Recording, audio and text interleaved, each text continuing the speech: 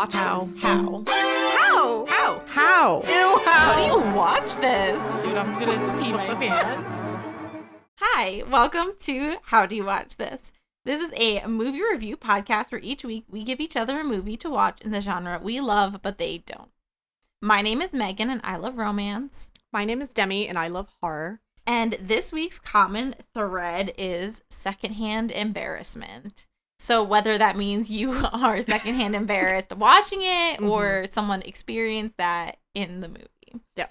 It's a great trope, but I also kind of hated that we got this because I hate getting secondhand embarrassment in any situation. But. So my movie that I picked for Demi was 10 Things I Hate About You. And I chose for Megan Carrie, the original Carrie. Yeah. Which I guess any Carrie is, you get the same. I wouldn't know. I would assume you know which scene I specifically chose for this thread. There's a scene where I was like, yeah, Carrie, secondhand embarrassment. Okay. Yeah. Okay. The movie's Carrie. It was released in 1976, and the director is Brian De Palma.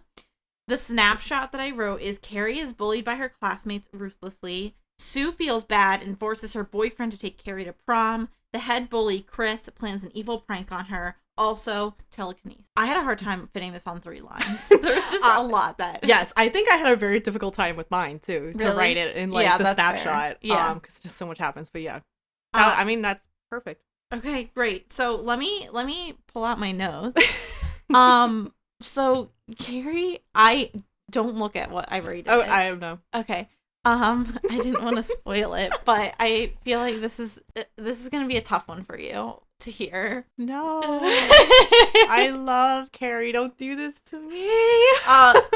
There's just this. Okay, well, let's jump into it. The intro is a scene of girls playing volleyball, which feels, I say this all the time, but it feels very of the time, of the era, like the classic volleyball scene. Right. Carrie playing volleyball is me playing volleyball. Yeah, I related. Yeah, exactly. I was like, oh, girl, same. So everyone's being mean to her. They're like, oh, Carrie, you didn't, whatever. Who cares? It's literally high school volleyball. Yeah. I don't understand. But they go into the foggy locker room, and maybe it's the 70s, and it's different. But I've never been to a locker room where women act like that. Girl, first of all, I get embarrassed watching when I'm like, oh, everyone should watch Carrie. But then I remember that fucking start scene, and I'm like, oh. Not a good start. The whole start scene. That is the scene that I said should be deleted. Agreed, The whole shower scene. Yep. Horrific from start to end. People are walking around full ass naked. Yep. Full everything. Yeah, full everything. And I do think that it was common back in like the late 20th it's century. Not, yeah, I mean, it's not shaming that. It's just like, it's in slow-mo, and they have this, like, song in the background that makes it so awkward. Yeah. It's so sexual, and it's like, first of all, it's no. Like, male director? Okay. Yeah. And I will just say that the other movies don't have to that extent. Okay. Like, this one is, like, because I watched the other ones, and I'm like, why is this one like this? But 70s, I don't know. It's the 70s, and a guy did it, and it's a lot. I wrote, who uses a bar of soap on their face like that? That was... yeah. And it's like, seeing Carrie bathe herself is like very sexual, It was too. so long. It took forever. I was like, she's gonna be late to her next class. Yeah, because how you get like 10 minutes usually? Like, I guess. For gym to get better. better. But it's not long. She was taking her sweet time, and they're showing her touching herself and all this stuff. And I'm like lots of zooming on the breasts and all these things. And like, hello, this is supposed to be a teenager. Like, this feels very ick. So it turns out she's on her period. And all I could think of was that, like, periods don't happen like that. You don't just, like, start gushing blood. I mean, it's to not that extent like where you pull the stopper out of a bottle. Yeah. But whatever. Maybe that's a personal experience. I don't know. Maybe because water's running, like, it's like flowing down faster. That's true. So that's true. But it's also a movie, and a man directed it. So they're probably like, this is how periods work. You're right. So I wrote in all caps, why are they being like that? Because basically what happens, anyway, this is a long-winded way of saying, they were playing volleyball, they're taking a shower afterwards. She's the only one showering at this point in time. Her period starts. she starts freaking out. Mm-hmm. She's like bleeding and she starts like running and like grabbing the other girls and stuff, which was like, I was like, that's kind of gross. It's gross. Yeah. Like the one girl's sweater is like covered in like her menstrual blood and stuff. And I'm like, listen, like, I feel like there's, you know, that's not the way to deal with it. She's handling the situation very immaturely, which is, you know, we learn why shortly. She's freaking out. The girls are all like making fun of her and like throwing pads at her and like really being absolutely horrific. Plug it up. Oh my god, I forgot that they were screaming that. Yes. And they're being very dramatic. Everyone's like chanting at her and stuff. And then there's this huge window leading from the teacher's office into the freaking you just see right into. Yes. I was like, ew, that is gross. So then the teacher comes out, is like, what's going on? And the teacher just like grabs her and like slaps her in the face. Yeah, because she was like hysterical. Like she was hysterical. I mean, it was much to slap a student. Yeah, but it was the 70s, and Carrie was just acting crazy. Yeah, so she slapped some sense into her. It's not the first teacher slap of the freaking thing. Yeah, no, it's not. It isn't. So then there's this light bulb that explodes, which felt like very dangerous considering they were in a shower. But clearly Carrie has had the worst sexual education of all time. Yep, because she does not have any idea what's going on. And then all of a sudden the teacher realizes that Carrie doesn't know that she's on her period and she's like apologizing to her or whatever. Yeah. So then you like have a transitional scene and they're just bell bottoms galore. Yeah. And then you go into the office and they're just like smoking in the office. Yeah, it's so again, different times. Very 70s. And the principal says, quote, "You've got to do something." And I was just like, what is your job, sir? Yeah. Yeah, because he says that to the gym teacher, and he's like, all right, you got to handle it. Like, yeah. Like, what are you talking about? Yeah, I don't know. I think he was just very like, oh, that's a woman's issue. I feel uncomfortable. Right. And so then there's like, Carrie gets called into the office, and then she ends up like the ashtray like shoots off the table, and that's the point when I remembered she has telekinesis. So I had like this vague memory of it, but I didn't remember watching until, so that explains why the light bulb popped and stuff. She's got, you know, the magical powers. Yeah. And then you find out that the mom is super, super religious. Yeah. So it goes to a scene where they're like, because they were kind of talking about the mom and whatever, and then you see that the mom goes over to this woman's house and she's basically trying to preach to her. Yeah. And this woman is the mother of a student whose name is Sue, who we'll go into later. So basically the mom is there talking to that woman and she wants to preach and whatever. And the woman's basically like, let me just give you money so you get out of my house. Yeah. And the mom was just like very disappointed because she wanted to have like a conversation. And everyone kind of knows that I forget her first name, but White, Mrs. White, that's her last name. That she is like that. Like they're like, okay, she's crazy. She is like hardcore. Hardcore out of her mind. And then, you know, Carrie is raised by that. I don't think it explains. You know, it doesn't mean she should get bullied for it, but no, definitely not. But that's why I think a lot of people bullied her. So the mom gets home and finds out that she had her period, and the daughter's like, Carrie is like, why didn't you tell me, mom, like, why didn't you tell me? And the mom is like, you're a woman now, and then starts like beating on the daughter. Yeah It's like abusive. And I don't understand how. I was like, how does a woman hate women so much? Well, it's the sin of Eve. Right, exactly. So then you learn that the reason is basically the mom thought if her daughter lived a sinless life, she never would get her period because that's the sin of Eve, the original sin. So the mom basically thinks that she's sinned and like sends her into this closet of doom, which is this little closet with a crucifix of Jesus. Yes. Which later on I realized, I was like, the Jesus kind of looks like the mom. It's got like her hair and glowy eyes. Yeah. And so Carrie has to like pray and like ask for forgiveness, and then she comes out later and like begs for forgiveness from the mom or whatever.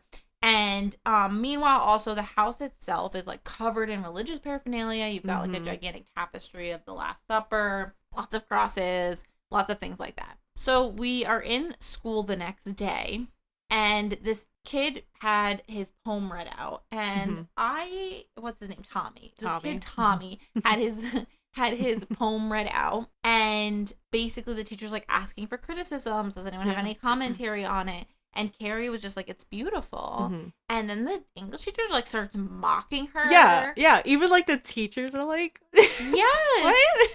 I'm like, what is going on here? So the teacher starts mocking her, and it was just like very strange. Yeah. So there's you go back in, and you kind of see the gym room, and so Carrie gets the week off. She gets to have study hall for the week.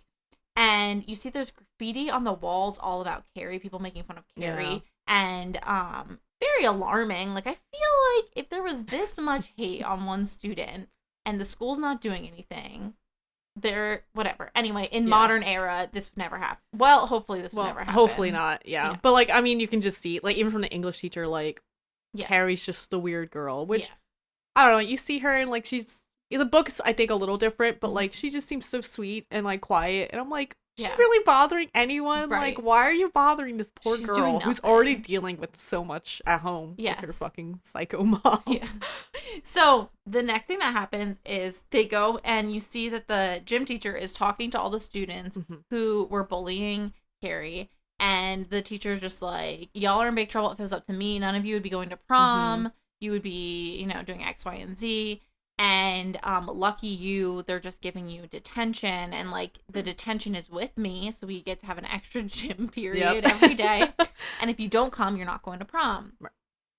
And so the head bully, whose name is Chris, she is like, I'm not doing that. And then the teacher was like, then you're not going to prom. And it was like this whole thing. They all agreed to participate. Yes. And then Chris was like, fuck this shit. Did Chris didn't leave yet, though. Chris started doing it. She started. Yes. Yeah, she started. So all of the girls go out into the field and they are doing exercises or whatever. And finally Chris just like gets fed up with it. And she's like, I'm not doing this anymore. This is dumb. And the teacher smacks Chris in the face. Again, smack number 2. And deserved, though. Right. She's and a bitch. Yeah. I mean, yeah. And then Chris was just like, you're gonna get in trouble for this. And the teacher was like, try me. And fun fact, the teacher does not get in trouble for that. So and Chris tried to rally everyone else, and she was just like, fuck off, like, get out of over here. It. Yeah, exactly. So Sue was basically like, you're getting this idea that at this point you're kind of like, I think Sue has turned over a new leaf. Sue has learned the lesson here. Yeah. So then we go to a new scene where you see Chris is driving with her boyfriend, John Travolta.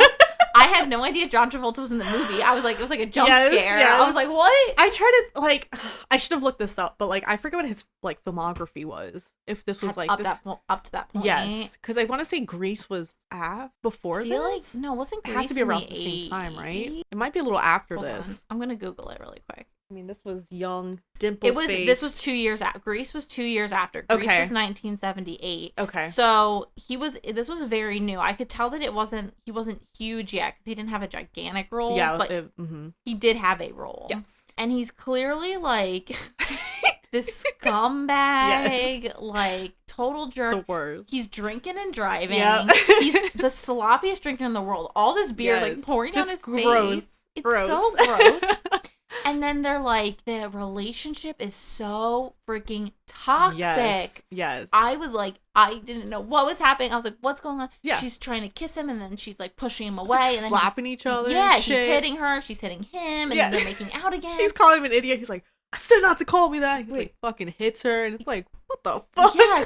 Like, what is happening? And like, his personality is so bad. I'm like, he's just like, even as handsome, how cute he was back in then, like, he's just so gross, like the worst. Like, I'm just like, I hate this man. It was horrendous. And so like, there's like different things where like other people are like pulling up, and then a police officer pulls up and he like throws his beer, gets all over her. She's upset about getting beer on her. So they clearly have a very messed up relationship. Yeah. And I don't think they specify this, but he is a dropout, right? Or he's older. They do not specify. Okay. So if that is that might be information from the book or something. I don't remember if they really go into it. I think he's like older. Not that old, but like, you know, a few years older. Yeah. Or I know some of them were dropouts, like his friends. So who fucking knows? Yeah, I don't. They Mix don't. of both, they maybe. definitely didn't cover it, or they didn't. I missed it. Mm-hmm. There's also this other scene that happens where Sue is trying to convince her boyfriend Tommy to take Carrie to prom, and so I'm at this point watching it where I'm like, she's either, I know what's going to happen because it's like the big climax of Carrie is this cultural moment. So if you don't know about it, you'll learn about it shortly. But I knew that was going to happen. So I was like, either Sue is in on it, right, or she's actually trying to be a good person. And apparently, you can only go to prom with a date. Yeah. I don't know if that was I don't know prom rules back in the day. No, I don't either. Maybe. I mean, maybe that's why there's like this taboo against going stag. We'll look it up. Yeah, look it up. You had to have a date. Shut up. Yeah. How? Wow. Why? You can't unless you have a date from the opposite sex. Stop. Wow. That is weird. Okay. So that's where that whole trope of bringing your cousin to prom comes from then. Yeah. Because you wouldn't go alone. Right. Yeah. That's interesting. What world do we live in? Holy shit. That is insane. All right. So I guess that's why. So then the teacher is trying to give Carrie a glow up. She's like, if you do your hair and makeup, you're going to be so pretty. Yeah. Because well, you missed what Tommy actually tries to ask Carrie. Yeah. So there's also the scene where Carrie is in the library and she's doing research because she's got these powers. Yeah. And really the telekinesis is not spoken about very much at all in the movie, which I thought it would be like a much bigger point, and it probably is in the book. It is in the book, and then the newest remake, they make it more of a point, but in the original, it's more like she notices things happen when she gets emotional. Yeah. So she's like looking stuff up, but it's very like minor. But in the book, in the movie, she's kind of like, oh, I can do stuff, and she's like looking stuff up and practicing more. Okay, that makes sense. Yeah. So basically, she sees what telekinesis is. She thinks it's a miracle from God or something. Yes. So she's doing that research, and then Tommy comes up to her and asks her to prom, and she's like, no, I'm not going to prom. And he's like, please go to prom with me. I loved how you loved my poem or something. And Tommy is like a very popular, like he's a very popular kid, kind of like a jock, kind of like himbo-ish, like he's, you know, the cute curly hair. He's kind of like, you know, but he's like kind of sweet. And so obviously Carrie's going to be like, I don't trust this at all. Yeah. Like, why would you talk to me? Right. But obviously. So then, so that's why the teacher was like, of course someone would ask you to prom because you would look beautiful. Like cheekbones, and your eyes, and little makeup. All that stuff. And then, I'm not sure if it's now or shortly after, but the teacher does end up like pulling Sue and Tommy aside and is like, what the hell? Like, why? What's going on? Talk to me. And I was like, I did appreciate that moment of like her trying to get clarity on what's going on. Yeah, because I would be concerned if I was the gym teacher. Like, oh my god, they're gonna fucking do some worse shit, and I'm gonna murder a child. Yeah, exactly. So Sue was like, it's none of your business, but like I want her to have a good time or something. Yeah, pretty much like she felt like, because like Sue at the beginning, it's like I think in this movie it's hard to tell, but Sue is like an honor student. Like she is like kind of like a good girl, but she has like friends that are shitty. Like she is a popular girl. Yeah. So like she, you know, does that stuff to Carrie, but then she's like, I don't know why I did that. Like that was fucking terrible. So she's like, fuck it. Like I want Carrie to have a good time. She deserves it. Like, you know. So that was like her idea of it. Yeah. So then you see that there's like this super depressing scene where Chris and her boyfriend and some random dude go to this pig farm and they clearly are going to kill a pig and collect its blood. And I was like, there's something severely wrong with Chris. Yeah. Chris needs a hardcore intervention. Yeah, because she's like, I fucking hate Carrie White. I hate her. And it's like, she's done nothing. Literally did nothing. Like, you are the reason why this is happening. All you had to do was just take Jim. Like, she's a spoiled brat. Yes. You didn't have to throw pads at her, scream at her, make fun of her for being on her period, and then you could have just gone to detention for a week. Yeah. But it was wild. So, at some point, I forget why this comes up, but I had to write this direct quote. The mother says, pimples are the Lord's way of chastising you. Yes. And I was like, God, good thing this woman was not my mother, because I would have been like, I have done horrible things. God hates me. Yeah, it's funny because, well, like in the book, Carrie is like, she has a lot of acne. Oh, she does. She's okay. like overweight, like she's like a little chubby. So she's like, not that makes people like make, but like, you know, like she physically has that look where like people just make fun of people because people are mean. Yes. Oh, the way you look is Right. not like not everyone else. Yeah. beautiful. So in the book, she is more like that. Whereas in the movie, like, I think she's like very pretty. Like she is like strange. Like she's got that very kind of strange, off-putting kind of thing. Like, but yeah, she's definitely not like, because she doesn't really have like acne or anything. Like, no, she's got perfect skin, like, she's flawless great skin, freckles. which She's I adorable. can't relate to. Yeah. Yeah, she's just like very much like cover model almost. Yeah. Okay, that makes sense then why the mom would say that if in the book she's supposed to be more like acne prone or whatever. I guess what had happened just before that moment is that Tommy had come to the house and he was like, please go to prom with me, and he was like, I'm not leaving until you say yes. And she was like, oh my God, fine, I'll go. Yeah. And so she goes and like tells the mom, and the mom was like, no, you're not going. She She's like, throws water right in her face. oh yeah, I forgot about that. The mom, I mean, of course the abusive mother is being abusive. yeah. And so she was like, no, I'm going to prom. And she does this like power move by shutting all the windows in the house. Yeah. I was like, whoa. Yeah. And the mom's like, devil. Yeah. The devil. Yeah. She's like, witch. Yeah. And so the mom's like really upset. Yes.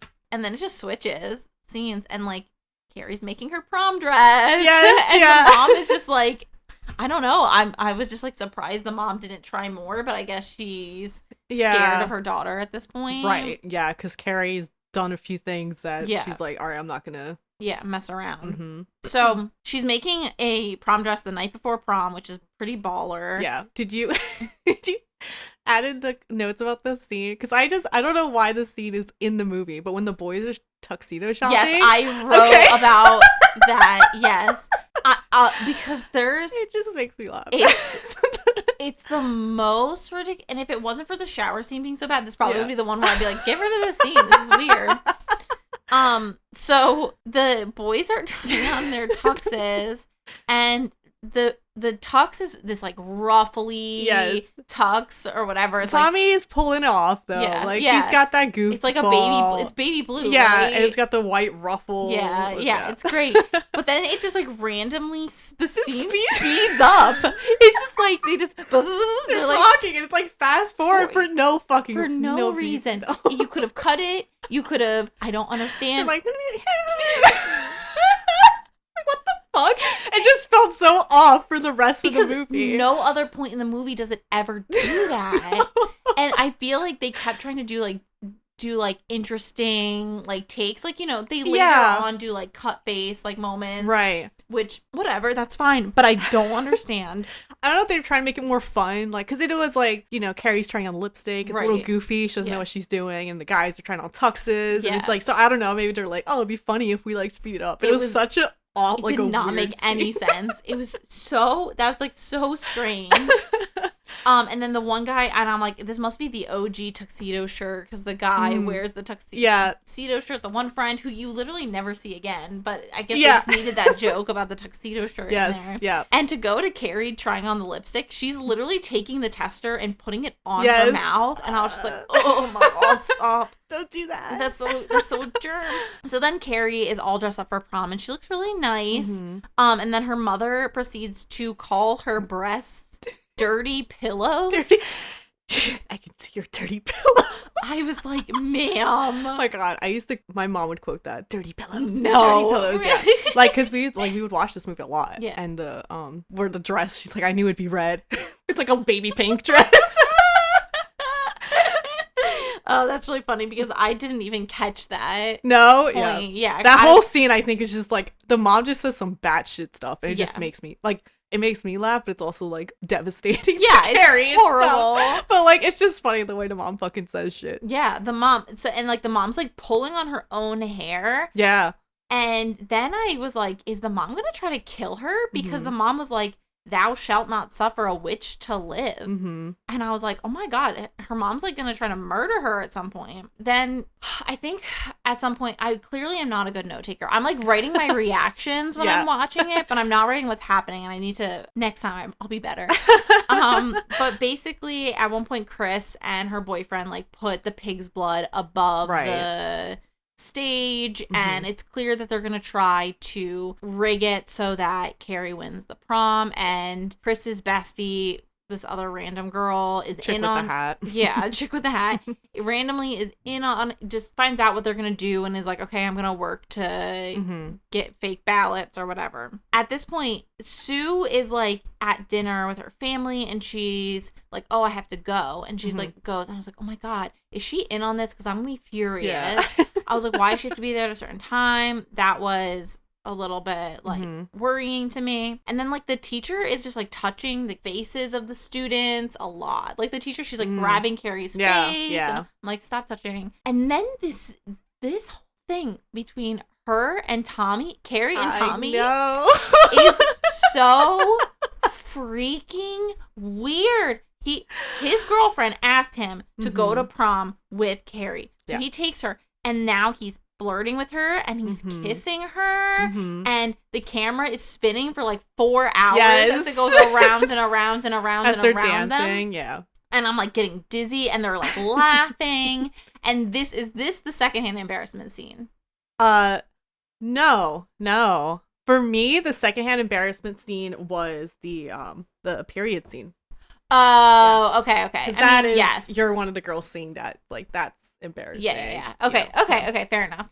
Because I was like, that could very well have. I mean, there's so many things, but yeah. Yes. Because, I'm watching this, like, spinning camera. Yeah. And I'm like, this is so cringe, this whole moment. But even seeing, like, Tommy kiss her, like, that for me, I was like, right. Hello? What's going on? And then Sue arrives, and I'm like, don't let Sue see. Like, because the thing is, like, I was like, oh, Carrie, like, deserves happiness. Yeah. I'm for it. But then I'm like, Tommy, what are you doing here? Right. Like, I'm okay with her being with Tommy, but, like, Tommy, you have a girlfriend. But this movie is the only movie where he, like, kisses her like that. Oh, really? I think so. I think every other iteration, he doesn't kiss her. Like, he's very sweet to her, and you can tell he, like, is, like, liking her. Like, you know, because she's very sweet. Like, you talk to her like a person. She's very sweet. You know, she's very pretty. So Tommy's just feeling like, oh, like, you know, I'm seeing a new side to Carrie. Yeah. But I don't think he kisses her. Okay. In the other ones, just this one. Okay. Which is like weird that they threw in. But yeah. So was the fucking opening gym scene. So of lots course. of questionable scenes in this one. I did write, he's got a gray head of curls, because he really does. Yeah, really for the does. 70s, I'm like, what products are you using back then? Shit, my hair would not have looked like that. So you get to the mom, like, cutting vegetables in the kitchen, and all of a sudden she, like, she's just, like, slamming her knife into the cutting board. It's, like, very strange. Going a little crazy. Yeah. And then you go back, and you see that, like, Chris and her boyfriend are under the stairs of the stage, and he's drinking under the stairs, of course. Yeah. And Carrie and Tommy win prom king and queen, and Carrie goes up on stage, and I'm like already feeling so bad for her because this poor girl. Yeah. And then you're like looking at, and Sue actually is looking happy for her. Yeah. So I was like, okay, I think Sue is a good person, which really mattered to me. I really wanted Sue to be a good person. Yeah. No, that's, you know, another curly haired girl. It's like, oh, yeah, please be good. Yeah. So then there's like lots of cheek kisses as people are like, congratulations, I'm putting the crowns on her, and the principal's face is like goofy as hell. He's like, wow. Yeah. Oh, crazy. So everyone's clapping. It's like 10 whole minutes of clapping. So Sue is seeing that there's this rope that's jiggling, and she's following it up with her eyes, and it's leading to this bucket that's sitting above Carrie, and she realizes that like someone has control over this, and I'm literally like, freaking say something, dude. Scream out. Literally do anything. And then Tommy's kissing her, and Sue's seeing it unreactive. Apparently, Sue is very focused on the blood and not caring that her boyfriend's kissing someone else. I will say in the book, Sue is very much dating Tommy because she feels like she needs to. Okay. So it's like, she like doesn't really, not that it's okay because Tommy, but it's not upsetting Sue, her. But that much. For Sue, she's like, she does say, she's like, I kind of hope that he falls in love with Carrie. Like, that's what interesting. Okay. But in this movie, they never say anything like that. Yeah. So no, they did not lead up to that because the teacher saw Sue and saw Tommy kissing Carrie, and she was like, fuck. Yes. Like, this is not going to be good. Yes.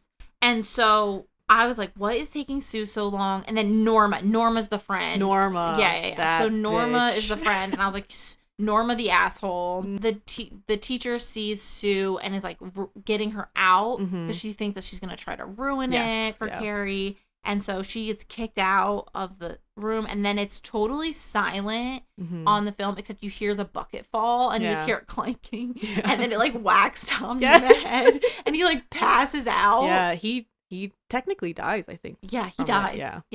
Well, I don't know if it was from that, but he goes down with the whole school. So I didn't even say the bucket falls. The bucket full of pig's blood falls, pours pig's blood all over Carrie, and that's like this iconic moment that I think it's like the main imagery for the film. Yeah. It's something that is repeated and carried out throughout like pop culture history. Very iconic scene. Yes. So the blood has fallen on her. She's covered. It's really sad, and she's really upset, and she's looking out at the crowd, and everything is kind of warped for her. She's thinking everyone's laughing at her. In reality, they aren't. Only Norma is. Yes. Yeah. I think just Norma. Norma was, but then like you're seeing like this kaleidoscope view again with the trippy like effects with the camera, where she's like visualizing it, that everyone's laughing. The teacher's laughing. The principal's laughing. Everyone's making fun of her. And earlier, before she left, the mom, another thing she told her, she's like, everyone's gonna laugh at you. Yes. Everyone's gonna laugh at you. So that's kind of that image is like, oh, they are laughing at me. Yes. So then basically her telekinetic powers go haywire. She's like slamming shut all the doors. Baddie. Yeah. And there's this fire hose that she takes possession of and is like spraying everyone like hardcore. She ends up killing the teacher. Yeah. And I forget how she did it, but I think she flings her to a wall and the table just hits her. Squishes her. Yeah. Something just like that. Like crushes her body. Yeah. And then the fire hose causes everything to catch on fire. And electricity and yes, everything's going haywire. Everyone's screaming, trying to get out. They can't get out. Then you see that she's left the school and like the building's on fire or whatever. And then Chris is trying to kill her. Yeah. Yeah. Which I was like, okay, Chris does not know what's happening in the school at this point. She has left the building with her boyfriend because they got pig's blood on this girl. So to Chris, what happened was she got pig's blood on Carrie. Carrie is leaving the building, and now she wants to hit Carrie with her fucking car. Chris hates Carrie White. She really does. She despises this girl that's done nothing to her. Insane. So the car graphics are unreal. It's clear that someone's just spinning a camera around in a circle to give the effect of it like flipping. Chris definitely dies. Like Carrie manipulates the car, slams it, it explodes or something like that. And so then Carrie goes home. So Carrie goes to her house, and I was like, she's gonna kill her mom. She's totally gonna kill her mom. And there's like this intense like mood lighting. There's candles all over the house. Candles on the bed. Yeah. Fire hazard. The fake blood on Carrie, the pig's blood, is horrible. It's like so bright red. Yes. And then I was like, there's no way you would bathe like that. Like, that's a shower situation. You don't go soak. Well, a shower is a sin. That's why I don't have one. No. They mentioned that in the book. Yeah. Really? Showering is sinful. Shut up. Yes. Oh my God. Because I was like, no one would bathe covered in blood. Well, have a tub. Yeah. Okay. That makes sense now. And can you imagine the smell? No. It would be disgusting. And she's like using the dirty water to clean herself. And I'm like, dude, you need at least 3 baths. You need a beginning, middle, and end bath to really clean up. And like before, because she's like yes, kind of looking for her mom, and her mom is like standing behind the door. Yeah, you see like her body just standing there. Dude, as Carrie goes into the shower. I hate it. That's so creepy. Yeah, it's so weird. And I'm like, oh my God, our mom's gonna try to kill her. Obviously, I had already hypothesized. So, she comes out of the bathroom looking for her mom, and the mom's like, I'm here. Yeah. Oh, my baby. And then there's like this the mom has like a monologue, and I think that I had expected myself to remember what the mom says, and I don't. Do you? Yeah. So, of course I do. I've seen Carrie a million times. She pretty much talks about when she conceived, she should have killed Carrie. And was like, your dad was like, like we were living without sin, and then he looked at me that way, and he put it in me and I liked it. Yeah. And she's just like saying crazy fucking shit. Yes, you're right. Because she basically says that before they got married, the mother and the father had intercourse once. And that they promised they would never do it again. Yeah. And then they were married and sleeping next to each other. And he had too much to drink. And he looked at her with lustful eyes and she liked it. And then they had sex and she conceived Carrie. Yep. And yes. She thought it was like cancer growing in her. She didn't even realize she was pregnant. Oh, really? Yeah. Oh, my God. Yeah. So she's like fucked up in the head. Yeah, clearly she has some sort of... We need a prequel book or movie on the mom. Yes, because the mom was raised by someone who was... absolutely insane. Yes. So, the mom is like... The mom tries to kill her, right? Yep. And then there's a telekinetic stabbing scene where basically Carrie takes all the knives in the house and like flings them at her mom. And her mom gets covered in blood. And then the mother's expression is like, it's almost like euphoric. Like, yeah, like it's like an orgasm. Yes. It's exactly. I wrote that down. Yeah. It's like the very strange expression. And then I was like, man, those knives that are holding her hands up are very strong. She is each of her hands is held up. It's clearly the crucifix. Right. And there's a knife in each hand holding her whole body weight up, which I'm like, I don't know what knife could hold that. No. Travis happened to be in the room at that time. Yeah. Watching over my shoulder, and he's like, that's a really strong knife. I was like, I just wrote that down. And then clearly the mom's dead, and it's clearly a still image that they're zooming out of. Like, it's clearly not actually like a moment. It's like they took a picture and just moved out. And then at this point I wrote, wait, the kitchen is actually a vibe.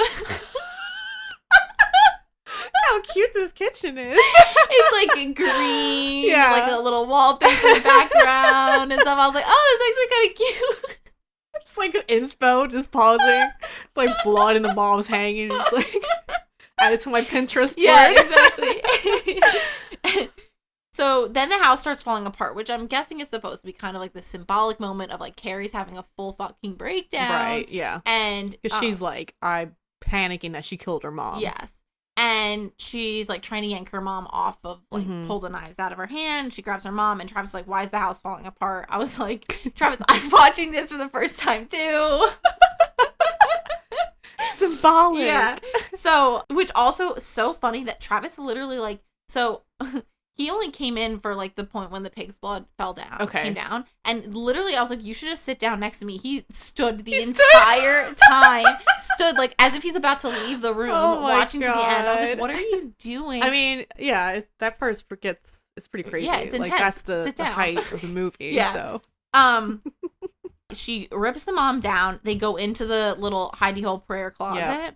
And the glowy eyes of Jesus are like shining, and that's when I realized that it looked kind of like the mom, and the whole house like goes down into a sinkhole. It switches scenes, and you see that there's Sue's mom, and she's on the phone with the doctor, or she's on the phone with somebody. She's not on the phone with the doctor. She's on the phone with somebody, and she's explaining that like Sue is having a really hard time. You see Sue asleep in bed, and that apparently her male doctor had said, quote, she's young enough that she'll forget about it in time. Yeah. All my friends and boyfriend were murdered. Right. Great. Love it. Exactly. Because you find out that literally everyone in the school died. Yes. Everyone in the school died that night. Except for Sue, because she was able to get, like, she got pushed out. She was kicked out, yeah. So, yeah, she'll definitely forget all about it in time, obviously. I've had minor incidents happen to me in high school that I will never forget about, let alone my entire school and everyone in it dying. So then you see that there's like a for sale sign on the rubble, which is hilarious. Yeah, who would ever want let me get this plot of land. I'm sure it's not gonna be haunted. Absolutely not. It didn't sink and grab an entire building and pull it down into its steps. Totally fine. And then Sue is there, and she goes and she lays flowers on the grave that's like on the rubble. And a hand reaches out and grabs Sue, and I actually gasped and jumped. I was not expecting that. Yeah. I was like, oh my gosh, she's alive. That scene always got me when I was a kid. And then you realize that was actually a dream, and Sue wakes up screaming. Yes. So Sue had dreamed that she was laying flowers on the grave, the house, and then her mom's trying to soothe her. And that's how the movie ends. Yep. So, that movie was absolutely bonkers. I was just beside myself. So I wrote, obviously the most memorable scene was the pig's blood scene. Right. And that the scene that should be deleted was the shower scene, as I've already said. Correct answer. Yeah, obviously. Main character, I wrote pass. She is too innocent. Yeah. She needs help. Yeah. Poor thing. Yeah. Main villain, whether that's the mother or the Chris, doesn't matter. Yep. I mean, I'm assuming it's Chris, but I would say pass because both of them, they're not great. No. The cognizance isn't there. How likely are you to survive in this situation? There were two options. Either 10 or 1. Yes. And so when I was a senior, I didn't go to prom. Right. So I wouldn't have been there. Yeah. However, if it was when I was a junior, I was at prom, I would have died because I was there. Right. Literally, it was you either live or you don't. It really is one or the other. Yeah. Yeah. And would you recommend to a non-horror fan? No. I would not. Why would I recommend that to a non-horror fan, dude? It's a good movie. No. So things of note, I wrote that I really hoped no high school was ever actually like this. Yeah. Awful. I mean, part of me wants to be like, hey, mom and dad, was it like this for you? But I'm quite sure it wasn't, hopefully. I just think of like Grease, and like, I mean, that high school was kind of bonkers too. Yeah. So, I mean, maybe it was a 70s thing. Maybe. Obviously, Chris needs severe help. Tommy's behavior is very erratic. There was a lot of fancy camera work, and I did write that the telekinesis deserved more screen time. Mm-hmm. So, the rating. I was tempted to pull a U and give it no rating at all. No way. But I was like, you know what? I'm better than that. I'm going to give it a rating. So I gave it 0.25. Oh my God. Megan, I have to disagree with you. I know you do. It's actually a good movie. It's actually a good movie. Okay. It is so traumatic. It is a lot. It's literally just this girl who gets bullied to the point where she kills everyone in her school. Yeah. Baddie. No.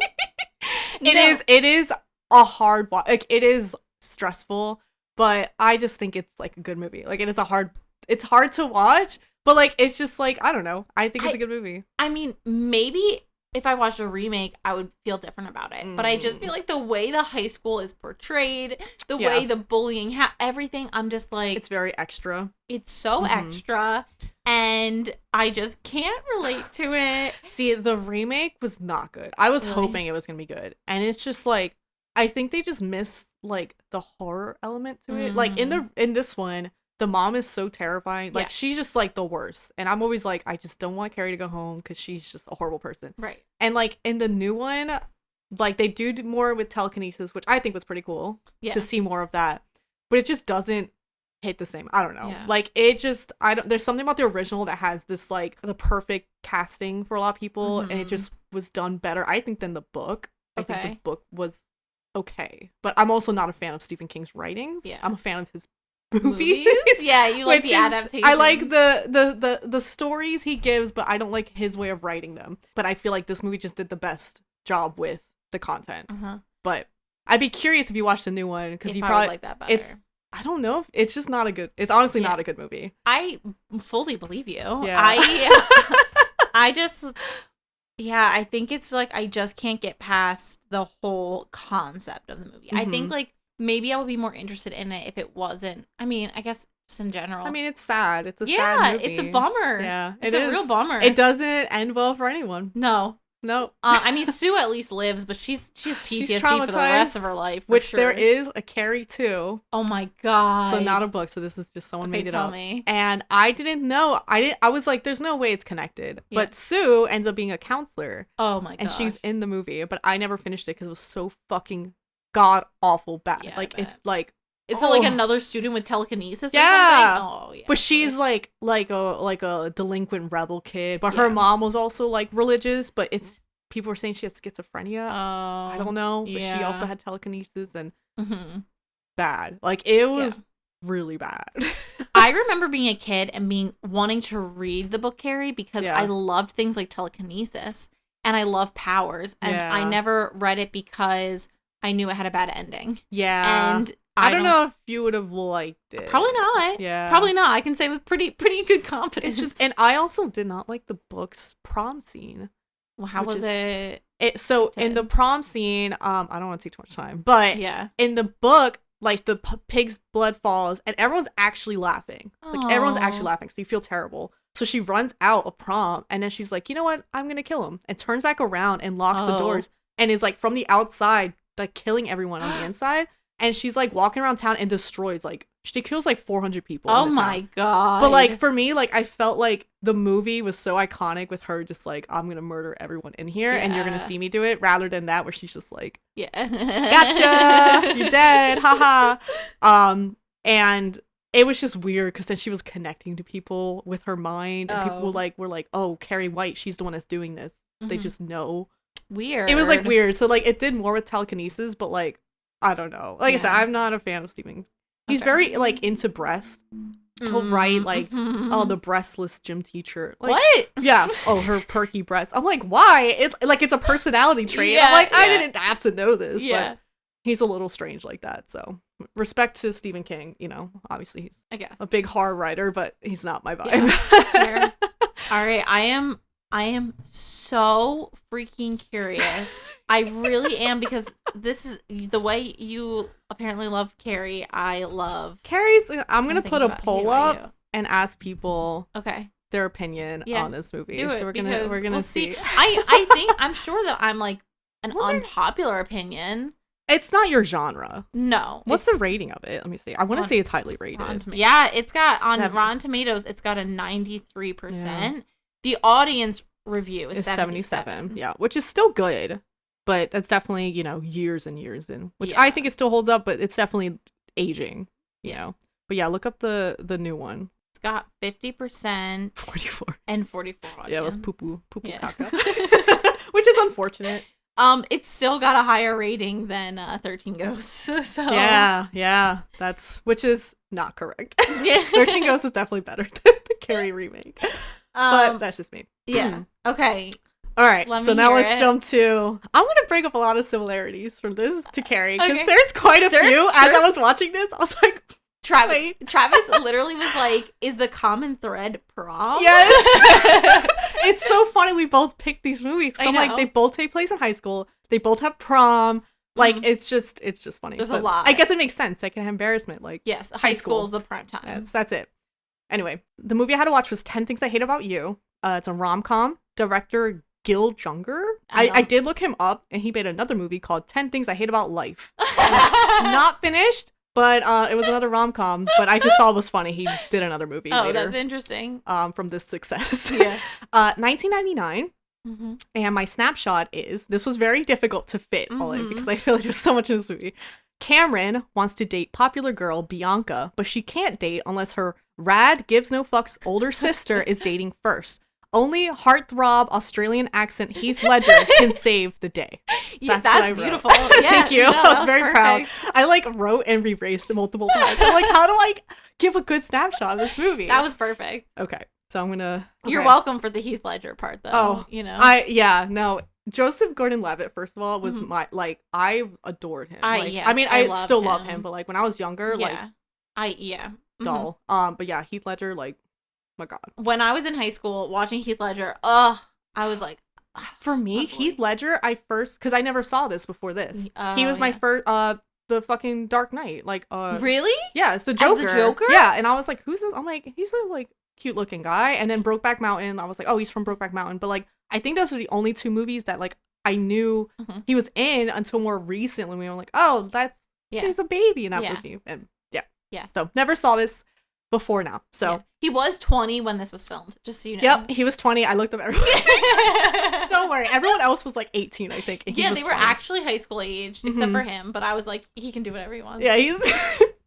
Yeah. So, okay, so the start of this movie, I think sets the stage for the rest of it, because I just didn't expect it.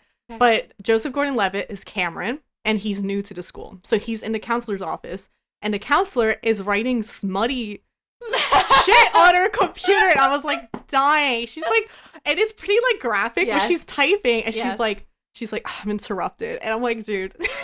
And just like the humor. The humor in that start, it was just so funny. Yes. And I didn't expect like it was going to be that funny. It was very reminiscent of like Mean Girls, like that type of vibe. So I was like, okay, great. This is already a good start. The counselor's chaotic. And I'm just going to say every teacher is chaotic in this movie. Like, they are so unhinged. Dude, every adult is so unhinged. It's unreal. And it's, like, so funny. But I'm like, it's accurate. Like, we are all fucked up. Like, that's just how it is. Yeah. So she's pretty much talking to Cameron and then sends him away. And then Patrick comes in and he's just gorgeous. And Patrick is Heath. Heath Ledger. Gorgeous. Yes.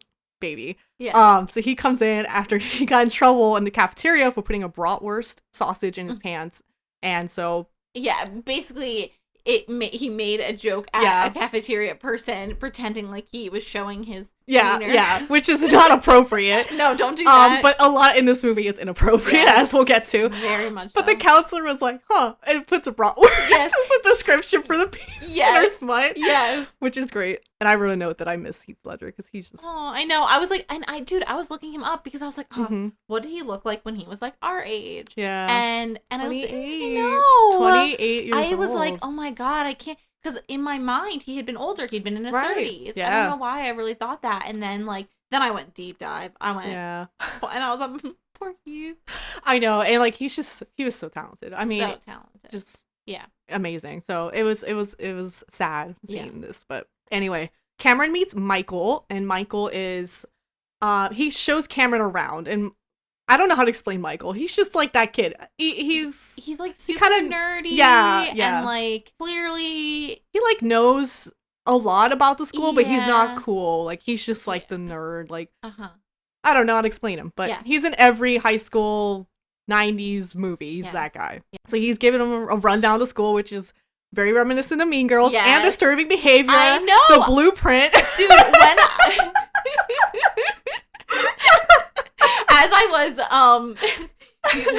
re-listening to our episode, and I was the self-congratulatory re-listen, and I was listening to that part about me making a joke about Mean Girls, and I was like, oh my God, disturbing behavior really just like set the groundwork for all these high school movies. It was what, 1998? Yeah. We're gonna have to see if there's one before that. We have to. We'll have to find the original. What's the original one that talks about clicks and stuff? So anyway, it's literally the same thing, but he brings up like the coffee kids, and I was like laughing at that, and then he's like, "Oh, it's the Cowboys," and I'm just like dying because it's so fucking stupid. It's literally like the humor's just so insane. It's so ridiculous. Like they have the Rastafari boys. Yes, they're like, oh, they just wish they were black, and I'm like, oh my God. Yes, and it's just like the whole movie's just like this. The humor is just great. So. He's showing Cameron around, and Bianca comes in, and Bianca is the very cute, popular girl, and Cameron's just like smitten. Like he is like, oh my God, she is the most gorgeous. She doesn't do anything. She just walks, and he's like, she's it. Like she's it. And Michael's like, like she's spoiled. She's not great. And Cameron's like, don't say that about her. Like he's already defending her, and I'm like, man, that's a good man right there. Yep. And then he lets Cameron know that she's not allowed to date anyway, and. But he says that she's looking for like a French tutor, and Cameron's like, I know French, and he doesn't. He teaches himself French fast somehow to tutor Bianca. So I wrote here, the jokes are so fast I can't keep up. It was just like this. And then Mr. Morgan is the like English teacher. And he probably the best character. He was my favorite. He was so fucking funny. Yes. But he's the best. He's also unhinged, and he's just calling everyone out. Like he's just tired. Like you can tell he's a teacher that's been working for a long time, and he's just tired of everyone's shit. That type of aura. So then we meet Kat, and she's like grungy, like a pissy feminist teenager. She doesn't give a fuck what everyone thinks about her. The best. She's super sassy. And she definitely was like totally iconic, especially like growing up and watching this movie and being like, I am her. She was definitely like the cool girl that everyone wanted to try and emulate in the early 2000s. And she's also Bianca's older sister. So we also like kind of meet Joey Donner, and Joey Donner is like the hot guy, I guess. I mean, he's attractive. Basically, Joey also wants Bianca because she is a virgin, and he's like, I'm gonna get that. So yeah, very big egg. Yep, very big egg. So Kat and Bianca don't really get along too well. Like, Bianca is very much like, I'm like popular and like want to be liked by everyone. And Kat's like, I don't give a fuck about what anyone thinks about me. You shouldn't give a fuck about what anyone thinks because it doesn't matter. And they're just clashing. Kat wants to go to a school on the other side of the country when she graduates. Sarah Lawrence. Yes. And the dad is like very strict and is like, you don't have to go all the way that way. Like, what am I going to do? Like, I can't watch you from over there. And don't forget that the mom is not in the picture. Yeah. She left.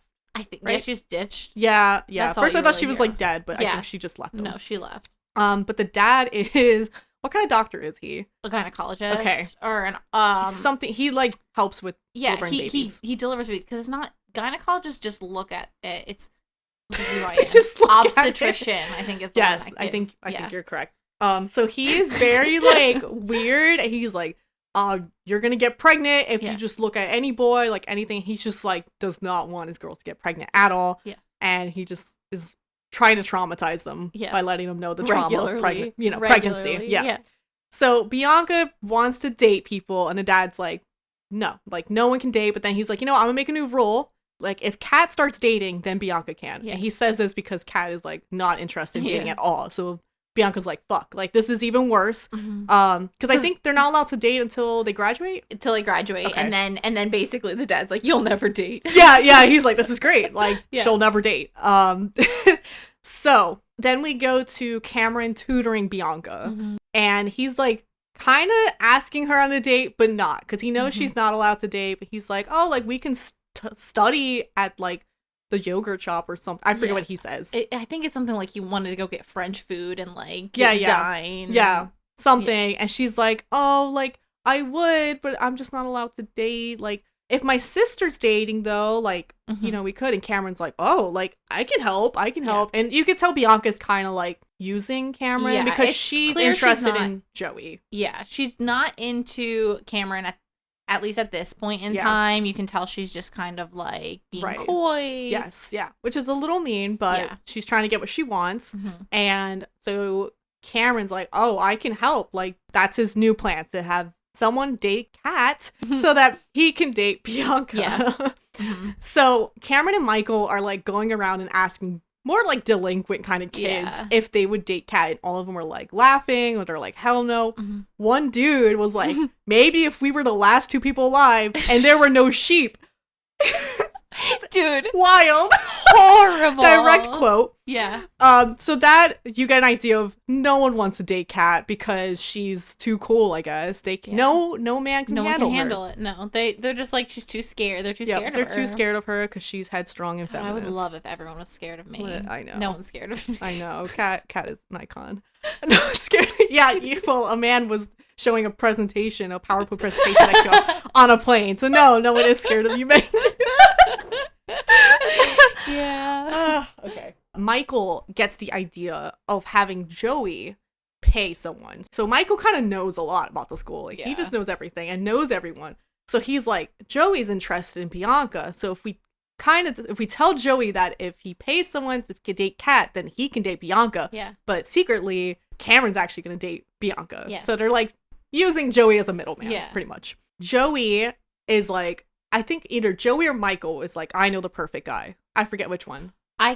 Says that. I don't know. There's only one other man in the school. Right. Well, are you gonna go into how Michael convinces Joey? There's the whole scene. So basically, Michael goes up to Joey in the cafeteria, and Joey draws the penis on his face. Yeah. Yeah. Oh my god.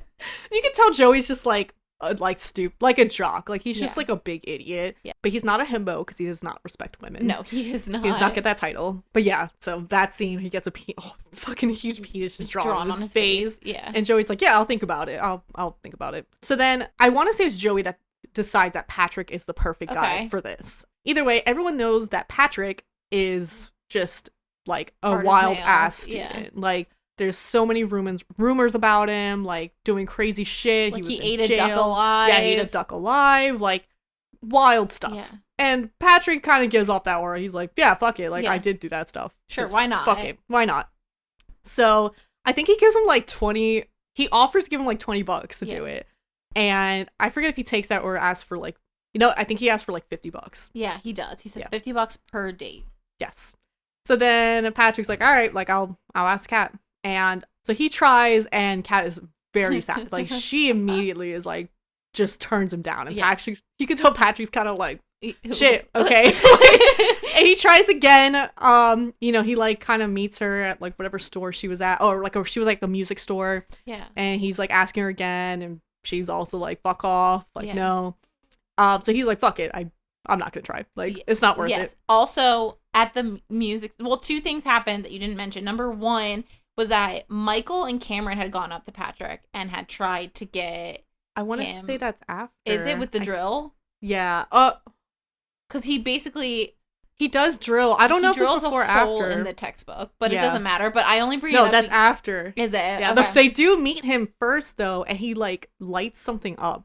I forget what it was. Like he scares Cameron. Cameron's like, "Fuck it, I'm out." Like, you know what? I think when they were asking a bunch of dudes, I think Patrick was one of the people they were gonna talk to, and Patrick like lit something on fire or like drilled something. I think he was like lighting a cigarette in the science room. Yeah, he was like, I don't know what room. It was some sort of workshop room. But yeah, they were like scared by that, and then they meet up again. Because Patrick was like, I'm not going to do this again. And Cameron and Michael trying to convince him. That's when, okay. And then, like, Patrick drills through the fucking French textbook, which he keeps. And you see later on, he gets the hole in the middle. Yes, that's what I was thinking about. Like, he's slipping through and there's this gigantic hole in it. But, like, something Patrick says, he's like, what's up with this girl? She's got beer-flavored nipples or something? So, pretty much, they're just, like, trying really hard. And they convince Patrick to try again. But throughout this, Bianca and Joey are like kind of flirting. You can tell Bianca's really into him. And Joey's like a model, like not a model, but like a small time. Yeah. He's like, I have a hemorrhoid ad. Yeah, yes. And he's showing Bianca headshots, but it's the same pose and photo, but he has a different shirt on. Yeah. He's like, what do you like more? And so he's funny, but he's an asshole. So then Cameron is gonna help Patrick by going to Bianca to see what Kat likes. Yeah. Bianca and Cameron are like looking through her room, and Cameron's like, can I see your room? And she's like, no. she's like, a girl's room is a sacred space. Yeah, they're like raiding Kat's fucking bedroom. Like, it's just so funny. Like, Cameron's so fucking ballsy. Yeah, like, he really is, honestly. And he's so cute. Like, Joseph Gordon-Levitt was 18, but he looked like... He was 18? He was 18. He looked like 14. Such a baby face. I know. I was like... Such a baby face. Oh my god. I can't believe it. Yes. So they find out... Well, Cameron tells Patrick that she loves, like, all this type of shit, and she loves angry girl music of the indie rock persuasion, which I was gonna look that up on Spotify. There has to be like a playlist with that. Oh, for sure. Dude, it's probably everything I listened to when I was in high school. Just super angsty. Like, I lived by these late 90s high school movies when I was in high school. And so literally like bands I picked were from these movies. I was like, yes. It's good music. Girls good angry, music. yelling, gimme. Yes. So Kat was going to a concert, and Patrick ends up getting a ticket to also go. So he shows up, and he's just like at the bar, kind of like acting like, you know. He's literally so cool in that moment. Oh, I know. He struts in, and he's wearing like these like leather type of like pants. No one could pull. No one. Nobody. Like maybe like 5% of men could pull it off. And that's generous. Yeah, that's generous. And he has like this like glitter like like a long sleeve. Dude. So it's like so nice. And he's just got the curls, like a vibe. And he's sitting at the bar, and like she goes up to him. Yeah, because she sees him, she's like, oh, this motherfucker. Like, and he's just like, you're ruining my vibe right now. Yes. I was like, dude, yes, he knows exactly how to get. I was like, that's right. Yeah, because and he was doing his research because he was saying, oh, this band's not as good as like, you know, I kind of like the other band more. And Kat's like, oh, you know, I forget the band names, but she's like, oh, you know, like that. You can tell she's like, oh shit. And I'm like, Patrick, you sneaky bitch.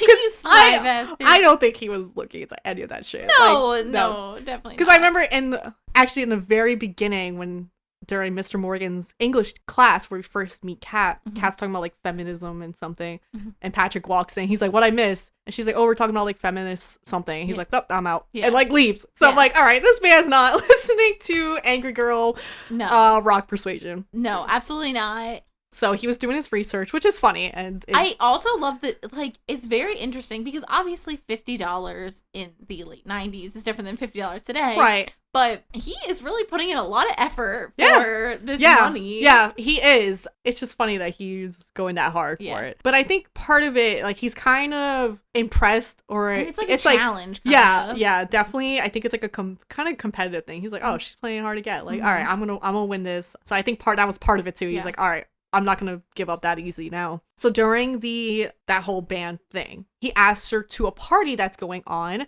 soon, and she kind of says, like, she doesn't say no or yes. And so she's kind of like, oh, we'll see. And so Bianca really wants to go to this party. Which, by the way, this party, it's Michael's revenge so he was part of this group, and the one leader of the group was like, yeah, Michael buys his Izod's from the outlet mall. And so he got kicked out of the friend group. Yes. And so, like, to get revenge on this guy, which I forget, he has some goofy name, like Bogart or something. Yeah. And he did not look like a teenager. He looked like he was 40. Yeah. I thought he was a teacher. Yeah. So, to get revenge, he basically takes this flyer that was supposed to be, like, a meeting of the minds. Meeting, yes. Yeah. And he puts on top of it and edits it so that it's like a free beer and pizza party. Yes. And everyone decides that they like throw, it's like that classic scene where there's the spiral staircase and they're throwing like the flyers down and everyone grabs it. Yep.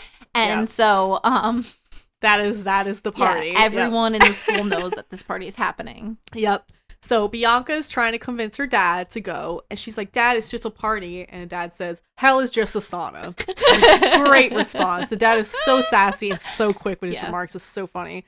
And so Bianca's like, please, Kat, like, if you go, like, I'll be able to go. And Kat's like, all right, like, I'll go. Fuck it. So Kat's like, you know, she's tough on her sister, but Kat used to be popular. And so I think she kind of, you know, she feels bad and she understands what her sister's kind of coming from. So she doesn't really hate her that much. So she's like, fuck it, I'll go just because you want to go. Yeah. And then the dad puts on, he's like, I'm taking out the belly. I'm getting the belly. And it's like a pregnancy belly. Yes. And he puts it on Bianca. He's like, so you keep in mind, you remember this feeling, this weight.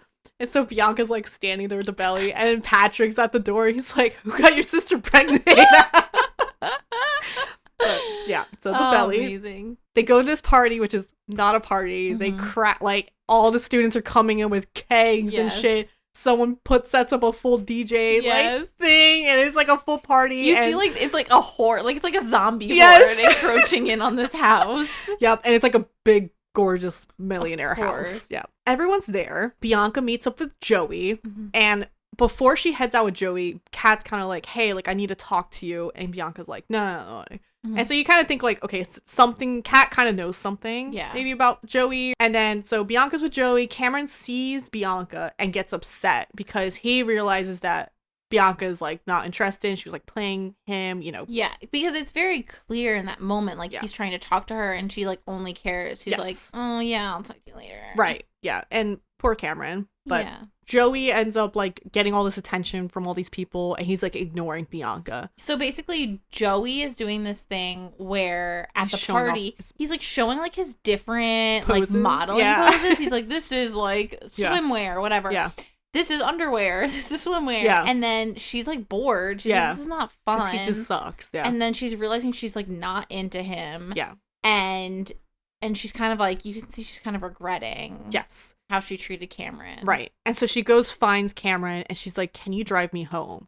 And Cameron takes Bianca home, and he's just like, he kind of lets loose on her, and he's like, you know, like, I did this for you. Like, you tricked me, whatever. And Bianca kisses him, and Cameron's like, cool, man, I'm great. So easily forgiven. And you could tell Bianca like felt bad and is like, yeah, like she wasn't being cool with him. Yeah. I mean, she didn't owe him anything, right? But at the same time, like, she wasn't being like nice. Yeah, you know, she wasn't being great, but yeah, she didn't like owe him anything. Right. But she kisses him, so you can, you know, that relationship is kind of starting off. Right. So we could jump back to the party, and Kat's trash. She's just taking shots the whole time. Yeah. And she gets on the table, and she's just dancing. Like, I don't know, white girl hip hop. I can't explain it. it's not terrible, but it's not good, you know? It's like if she took classes for a bit and she's just like doing these hip hop dances on moves. I mean, probably back in the late 90s, early 2000s, that would have been like, oh, look at her go. Right, because wasn't she in that dance movie?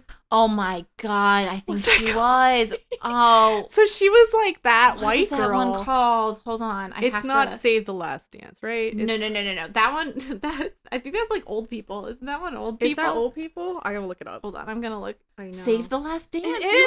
Right. Oh, you win. You win. I win. Dude, I thought... Which one am I thinking of? There's this one that I was thinking was like a ballroom dancing lessons between old people. So clearly that's not correct. Oh, but yeah, so she was like that. I mean, she is that it girl, but like she's not a dancer. But yeah, if you've seen that movie, you know the moves she was throwing. So anyway, it's super embarrassing. Everyone's like, oh my God. And Patrick takes her out and they're like kind of like on the swings and she's drunk as shit and he's kind of like taking care of her. Yeah. She throws up on his shoe. It's very popular trope, vomiting. Yes. So then he drives her home and then Kat like opening up a little to him and you could tell she's like starting to like him and she goes to kiss him and he's like, maybe like another time or next time. Yeah, because she's drunk. Yeah, and she's drunk and she just threw up. Yeah, so it's not a good time and you can tell he like feels bad, but it was the right thing to do. Yeah. But she is like pissed, like she's embarrassed, which is fair, honestly. Right, like, you went through all that, yeah, because she doesn't do that for anyone. No, and she does this for this guy. He does that, and it's like, Plus, he's been like gunning for her, and then she like kind of makes an embarrassment of herself, and she's feeling like So I understand why she's pissed. Yeah. So she's upset, and then the next morning, Mr. Morgan's like, not that I give a damn, but how was everyone's weekend? So Kat is embarrassed. Everyone's bringing up, you know, her dancing and stuff, so everyone knows. So then, I want to say, Joey kind of talks to Bianca. He confronts, right when they're shooting archery, he goes up to her. Right. And she shoots an arrow in the teacher's ass. And he's dying, like, in the background, and they're talking, and this poor teacher's got a full arrow in his ass. But they're talking, and she's pretty much like, I'm over you, like, I don't want anything. And Joey's just like, pissed off about it. Right. I think Cameron goes up to Patrick again because they know that Kat's pissed and doesn't want anything to do with Patrick. And Cameron's like, please, you gotta like try, like, you know, she really like embarrassed herself. Like, you gotta do something to make her like get you back or whatever. And forgive you. Yes. And at one point before this happened, Joey had given him like $300 or something because he like upped the stakes. Oh, you're right. Yeah, he did. So he got a bunch of. So you see, like he's got a stack of 100s. Yeah, and Patrick didn't want to take it at first, but then he couldn't say no to all that money. Yeah. This might have happened after Joey was talking to Bianca. Yeah, because he was like, I'm gonna keep trying. So Patrick uses that money. He gives that money. Yeah, to get the marching band to help with this elaborate performance. Yeah. And I knew it was coming, and I was like, oh, this is the other second. Yes. Like, this might be more embarrassing, I think, than the table one, because this makes the top 2 for me. Yeah. Because I'm gonna let you go over it, and then I'll say why I think it's so embarrassing. Yeah. So he gets a microphone, and it goes through like the speakers. Yeah. And he starts singing "Can't Take My Eyes Off of You," and Kat's like playing soccer. She's on the field. And the marching band's playing, and Heath Ledger's like on the bleachers, like fully performing this song and dancing. And Kat's like loving it. I would have died. Immediately died. The only reason I wouldn't have immediately buried a grave for myself and jumped in is that he wasn't standing in front of her and pointing at her. Like, it could have been anyone on the field. It could have been anyone. Yeah. However, the very idea of someone doing this to me. I get big romantic gestures. Like, I do understand them. And I know for some people, this would be amazing. The idea of someone singing at me in public in front of other people, I would be melted. And I think melted into a pool of fear and anxiety. And Yeah. And I think part of this, too, part of why he did this was to also embarrass himself. So Kat wasn't the only one embarrassed by the school. Yes. So it was a sweet moment because he was like, I'm going to embarrass myself. Yeah. She's already embarrassed herself. Like, now we're kind of together on this. So it was very sweet that he did that. But I was like mortified. I was like, oh my God. But I mean, he's so handsome. No, he can make anything work. And also, probably if it was, I'm sure I would have found it like endearing in some Right. If I went through all of what I went through, like, I probably would have been like, okay, this is fine. Great. Like, but I guess it's better than like a one-on-one. Like, oh my god, dude, someone's serenading you one-on-one. Nope. I wouldn't mind just like an instrument maybe, but don't sing. Mm-mm. Don't sing. No. But like a piano, like I'll be like, oh, that's romantic. Yeah. But also, second your mouth opens, I'm like, oh. Dude, anytime though, if anyone was like, I feel like there's just something so vulnerable about it, right? Yeah, and like, what do? You just like, stare at them? You just watch. Love it. Great, good job. You can't just like clap the whole I know, time. just like, yeah, okay, good job. Beautiful. Yeah. Anyway, I do feel like Heath Ledger didn't do a bad job singing. Like, he's not a bad singer, but he wasn't like good. Like, he wasn't great. It was very cute though. Like, it was very cute. It wasn't the worst. He gets pulled over by security. They grab him. And he gets put into detention. Yes. Oh my. Okay. Freaking. I can't believe this scene was in the movie. Straight to jail. So is this your deleted? This yes. Yes, because it was. Yeah, no, this 100% should have been deleted. He's in detention. Kat ends up going in there, and I guess the detention teacher there is her coach. Yeah, it's the gym teacher. Soccer. You know, because he like tries to sit down, and he like his butt hurts from the air that went into it. Yes, the gym teacher. So she goes in there, and she's like, "Hey, teacher, like I was just thinking about like the game and like how we can like win the next game." And she's kind of telling like Patrick like go out through the window. Yeah. So she's distracting the teacher, and Patrick's taking his fucking time moving. He really is. He really takes his time, and I'm like, oh my god. So he gets through the window, and the teacher's about to look, and she like flashes him, dude. And I was like, oh, and straight to jail, and everyone was like, woo! Right. That would first of all, she would be suspended bare minimum. Bare minimum. That scene in this movie, I was like, why would they put that in this movie? Like, why? So gross that the teacher just stared at her. Yeah. Anyway, delete it. That one, for sure. It didn't add anything. No, it just didn't. It just was creepy. Yeah, yeah, that's what like made me upset. I was like, why would they throw this in this movie? Yeah, like, that's fair. It's just like so like gross. Yes. Anyway, she does that, and then they're on paddle boat together. Yes. Scene change. So of all places to talk, and they were paddling really, really hardcore. They were like, woo, going, and they were far. Like, so they're like on a little paddle boat talking. Yeah. Weird location, but whatever. So he's like, hey, like, I want to go to prom with you. He's trying to convince her. And she, you know, I'm giving it another chance. And she's like, okay, like, we'll give it another chance. They end up, like, dating. They go on, like, paintball thing. It's cute. They're having fun. They're kissing. And he's, like, so smitten. And he's just, like, all about her. And he's like, I want to go to prom with you. And Kat's just like, what's in it for you? Like, why? Like, why are you pushing this point? She's, like, getting defensive. And Patrick kind of, like, stutters because technically he's getting paid for this. Yes. But at this point, he's definitely, like, into her. But he's also, like, spent the money. Yes. I think, on her. Like, in some way. Yeah. But not that that's not going to be okay. Yeah. Still. Yeah. But it's still that, you know, in his head, he's, like, technically, like, I got here because I was paid to do this. Yeah. And it doesn't matter anymore. But Kat's getting defensive and she kind of, like, walks in pissed off. And then prom happens. Bianca's dress is so fucking ugly. Dude, it's bad. I was like, oh my god. It was like, it's like a sack. It was like Pretty in Pink bad. You remember that fucking dress? Let me look it up. Pull it up.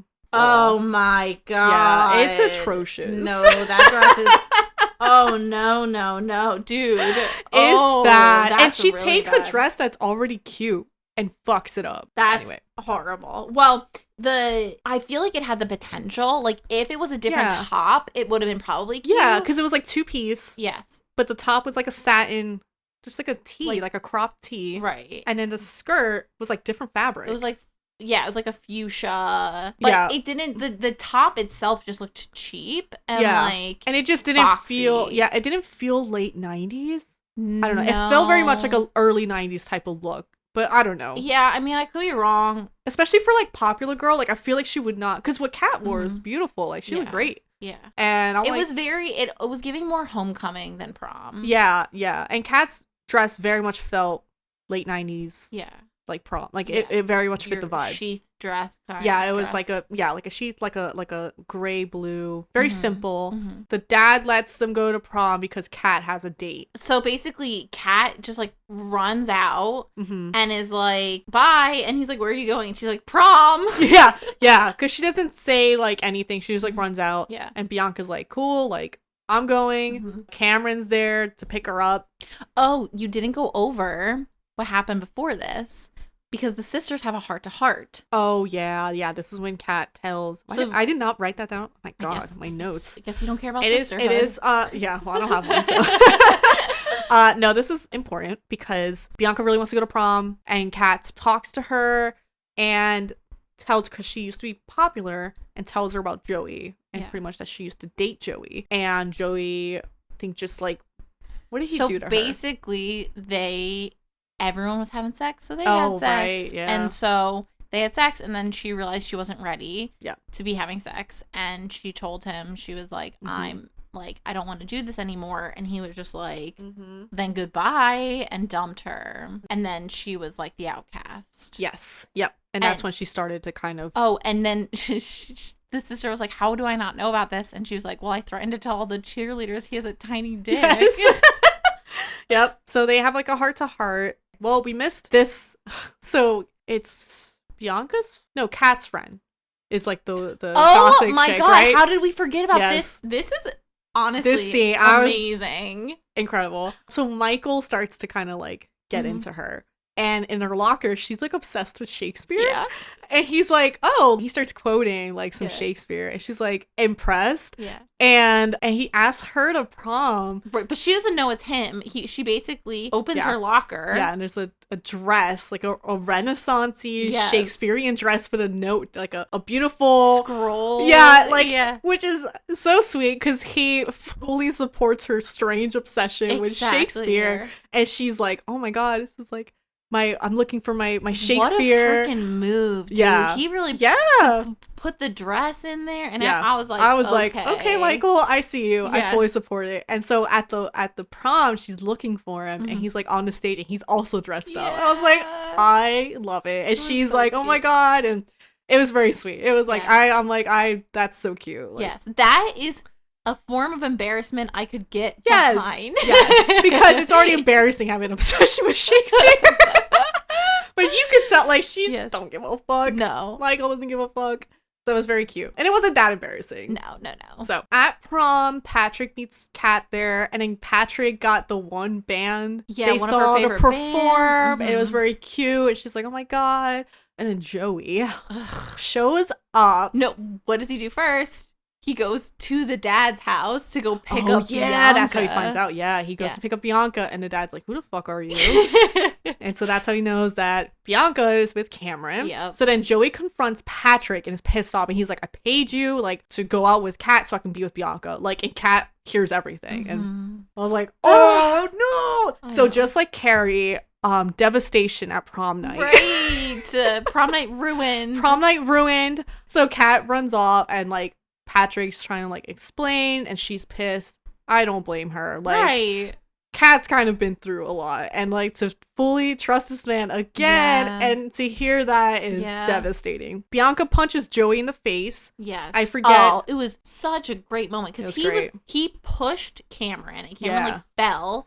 And she was basically like, don't you make my date bleed. Yeah. And she popped him. Yeah, and his nose was fucked. Yeah. That ruined his hemorrhoid cream magazine Earlier in the movie, the teacher had been like, one of these days, someone's going to hit you in the face. Yes. And so it was like this full circle moment. Yep. Which he deserved it because Joey sucks. So anyway, it's a shit show. But Bianca's dating Cameron and they're going off sailing or whatever. Cameron brought up sailing with her earlier on. They're going sailing. Okay, very cute. So then Kat's, drawing an eyeball in her sketchbook. She's classic. Upset. And then the dad pretty much says, like, gave a check to the school she wanted to go to. And so he approves. And he's pretty much said that, like, it's hard to still be in your life. Like, at least Bianca, there's some leeway. But with her, like, she completely blocks everyone out.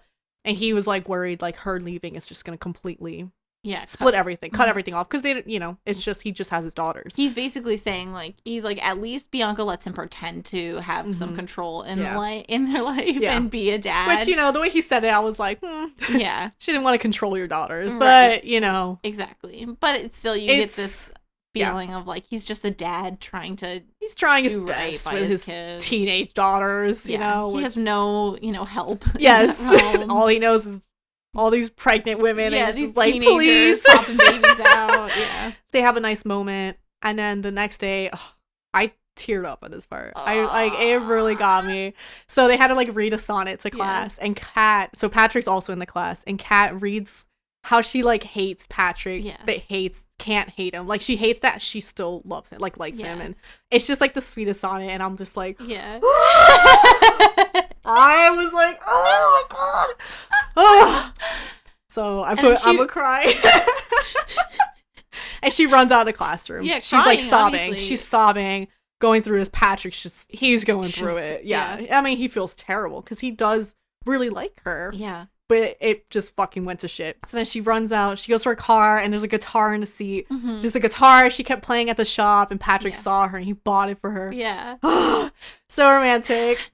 And she had said at one point she wanted to have a band or something. Yeah. And Patrick listens to her. Yeah. He's a good man. So he apologizes. They kiss, and then it shows the top of the school. The band's playing. It's so random. It's this weird, ingrained into my brain scene of the band and on top of the school. Is cute. It's this gorgeous, massive house. Where they had to be in California. I'm right? assuming because she wanted to go to the East Coast. Yeah. I was like, what the fuck is this school? Right. No, it was it was a weird sprawling university, basically. Yes. So anyway, that was the end. Yeah. My most memorable scene was actually the live performance from Heath Ledger. So that makes sense. It's the most memorable. It's very embarrassing, but it was also very good, cute. Yeah. Cat Flash and the Teacher was deleted. Yes, obviously. So love interest, I was unsure. There were so many characters in this movie. Mm-hmm. So I put Patrick, I would smash. Bianca, I would pass. Mm-hmm. Bianca's just, not my type. That's okay. Patrick, no need to explain. Yeah. we Perfect. You're welcome. Side character, I said Michael as the side character, and I said I would smash. Yeah. For everything he did to he was try. Sweet. Yeah. He was sweet. He, very supportive. He didn't question. He didn't say it was weird. Right. And I was like, you know what? He's a good guy. Yeah. And he went through a lot to help Cameron. Yes. He didn't have to. Reason. No, he did not need to. So he's a good guy. He's a ride or die. Yeah. How likely are you to fall in love with the situation? I put a 9 because, obviously. I mean, come on. Yeah. I would have been 10 out of 10. 10 things I hate about you. Yeah. 10 it's out of 10 I would fall in love. Yeah. And I would recommend this with non-romance because it had a lot that wasn't just romance. Interesting. It was comedy, it felt very nostalgic. Yeah, I think it was just hilarious. This movie was hilarious. Mm-hmm. And, the romance was big in it, obviously, but it didn't feel overwhelming. I don't know. Yeah, I'm just I hear shit. that. It wasn't just saying shit. Just talking. I said, so in my notes, I was I wrote all this stuff about the teachers having dead, peak actors, I miss Heath. Did not expect this movie to be so funny. If only Megan could say the same about what she had to watch. LOL. The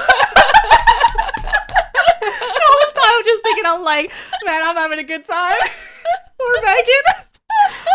But, yeah, so I rated this 4.5 hearts. So okay, almost 5. Oh, man, I can't believe I missed that one little half. I know. I mean, it was very so good. It was very good. 5, I think I'd have to love. No, that's it's gonna fair. be hard, but I did love really this. I would recommend this. I'm upset myself for not having watched this for so long. Yay! So this was a very good one. I'm so pleased that you I was very worried you were gonna hurt my feelings because I was like, this is such a good. I love good humor. Yeah. It's and this movie just had me so fucking dying. But yeah, no, this was a very good one. So I'm sorry you were so traumatized by Carrie, even though I do love Carrie. You did me dirty. Carrie's a 5 out of 5 in my heart. Because next week I'm gonna start really pulling out the big guns. No. So I'm scared now. Yeah. It's. What do you mean? Okay. All right. I'm trying to give you good ones here. It's not like it's a bad one. It's not like it's a bad one. It's just this is going to be the first one that doesn't really fit into the rom-com slash. Yeah, I don't get that humor to fall back on. No. Okay. Not next week. Well, why don't you tell you what you're what am I gonna watch? So, interestingly, you mentioned it today. Did I? I'm gonna have you watch Brokeback Mountain. No. I know. I'm already gonna start crying. I know. No. I know. No. Megan. I'm sorry. This is what but here, you made me watch Barbarian. This is my Barbarian. No, this is my Barbarian. Oh, this is my gay Barbarian. Yeah. So my movie for you is Nope. Nope? Nope. Oh, Jordan Peele. That's Nope. the one that I haven't seen yet. Yep. Oh, so I'm excited for you to watch this one. I think you'll like it. I think I will too. Well, you like the other ones, right? No, I do. I do like Jordan Peele's films. Yeah. I'm just... This one's a little different. We'll see. Yeah. I liked it. It's a good one. But I liked all the movies so far. Yeah. Showed you except Disturbing Behavior. You didn't like that one? No. That was a bad one. See, I had fun with that one. Yeah. It wasn't good, but I had fun with it. It's funny what you rated that, and you were recommending, so I was like, this movie was garbage. Yeah. No, it wasn't good, but We just have such different takes. So. Yes. I am actually very, very pleasantly surprised that you like 10 Things I Hate About You so much. Really? I was a little bit nervous, but I mean, I love it. Yeah.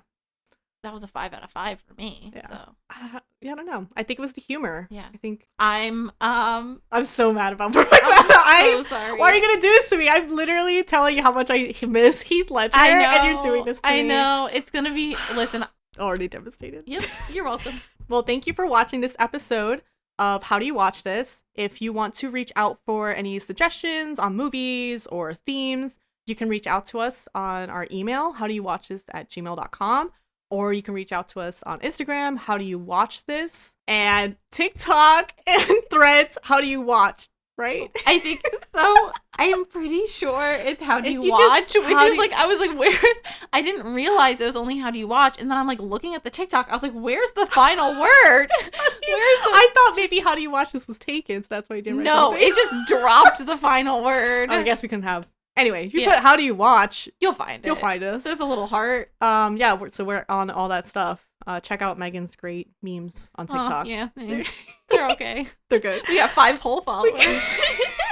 Make it 6. Let's make it 6. All right. Well, thank you, everyone. We'll see you next week. Bye.